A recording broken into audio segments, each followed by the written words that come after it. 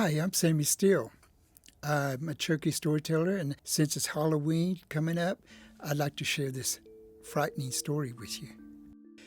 There's this community years ago where there was this old, mean medicine woman, and everybody was afraid of her. They didn't want to get close to her because if they got close to her, she would cast bad spells on them. So, like everyone else today, she got older, and she got older. As she got older, she got sick and to the point where she couldn't get up and move around. So she became bedridden. And she didn't have family other than just herself in that community. And so when she got sick and was laying in bed, everybody felt sorry for her because there was no one to take care of her.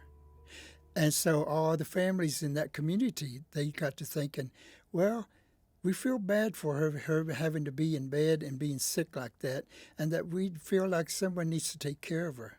But we're afraid of her. We still don't want to get near her, and she could cast bad spells on her. So each of the families got together in that community, and they all sat down and they got to talking.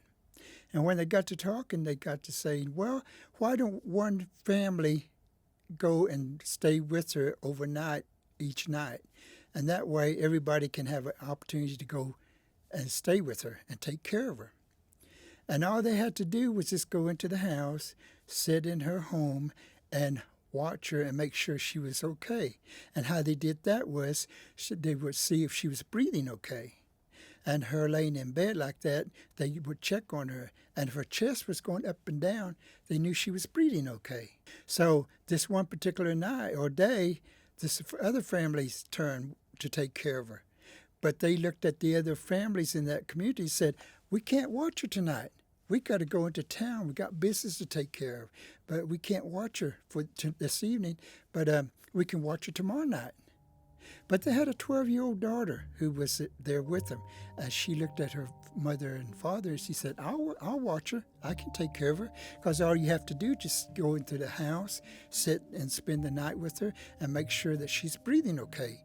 So they said, you sure? You sure you can take care of her? I said, yeah, there's no problem. I said, okay, well, we're going to go in town and we'll be back tomorrow. And back then, they just had horses and wagons, or sometimes they walked to town. So it took a couple of days or maybe a day or two to get to town. So they said, well, we'll be back tomorrow afternoon. So we'll go into the house and take you to her home. And when they go inside, it's quiet. There's no sound. And they look in the bedroom, and there's laying that old medicine woman in bed. And they look at her, and her chest is going up and down. So they know she's breathing okay, and they know she's doing well.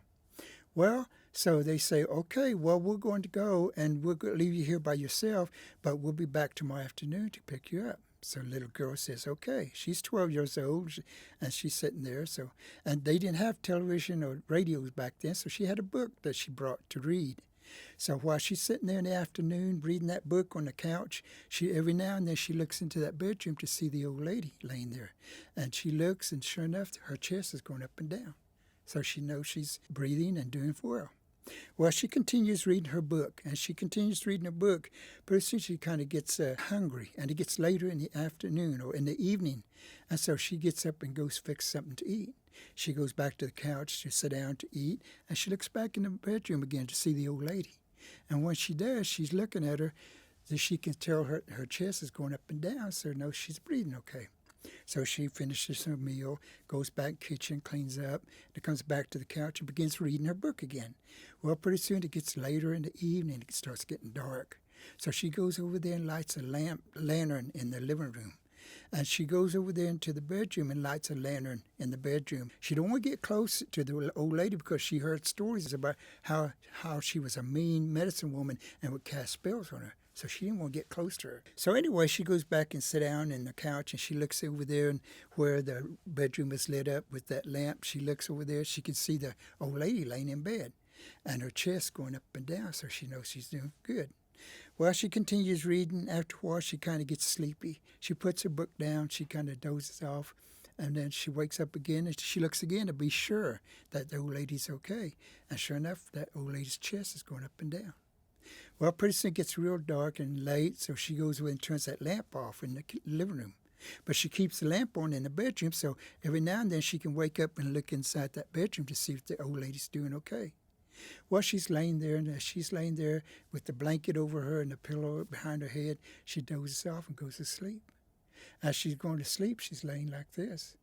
But pretty soon, middle of the night, she feels this warm air on her cheek, and it kind of frightens her. She don't know what it is, but it's just warm air. And she gets real scared, and she gets so scared and stiff that she can't move. But she remembers that her grandmother always said, if you get in that position where you're so scared you can't move, if you can wiggle your little finger or your little toe, you'll break that spell. You can open your eyes and you can see what's going on. So she's always there and works her little finger, moving her little finger. Pretty soon she opens her eyes. And as she opens her eyes, she turns around. There's that old woman's face looking at her. And it frightens her. And when she turns around, she looks back, but the old woman's body's still laying on bed. But her neck is stretched all the way to the living room. And her head's right there. And so she says, oh! And as she does that, the old lady's head snaps back to her body and to the bedroom. She covers her head. Boy, she's shaking and scared and don't know what to do. She's afraid. But she says, oh, but I got to see if she's okay. I got to see if that old lady's all right. So she peeks over her blanket like this, and she looks back to that bedroom and where it's lit. And she can't see or tell if that woman's chest is going up and down. Oh, no. I hope she's okay. So she puts the rest of the blanket down, and she gets up, slowly gets up, goes to the bedroom door. As she gets to the bedroom door, she looks inside that bed. And that old lady's chest, she can't see it going up and down. Uh-oh, she says, I wonder if she's okay. So she finally gets the nerve to go halfway between the door or the bed. And she doesn't want to get close to the old lady because she's heard so many bad things about her. But she gets the nerve to go halfway. She looks, still can't tell if her chest's going up and down. And she moves even closer to the bed. Now she's next to the bed. She puts her hand on her chest. She doesn't feel anything. So she looks again, and she puts her ear on her chest to hear a heartbeat. She can't hear a heartbeat. So she goes away and puts her ear over her mouth to maybe hear if she's breathing, barely breathing. And when she does, she goes like this, and it's real quiet in that room. She goes down, she goes, hey! And that's the story of the lady with the